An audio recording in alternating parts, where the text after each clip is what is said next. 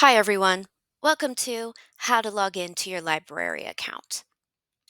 Begin by typing library.search.uakron.edu in the address bar of your preferred internet browser.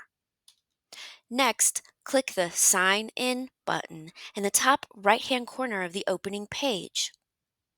For University of Akron students, staff, and faculty, you will receive a prompt to sign in using your University of Akron user credentials. Let's log in using our username and password. Start first with our username. Use your entire University of Akron email address, and then you will be prompted to enter your password.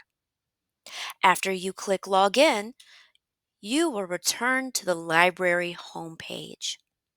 Please note that if you are already logged into My Akron on that same internet browser, you may be logged in automatically to your library account. Once you see this homepage and your name in the top right hand corner, you know that you have successfully logged into your library account.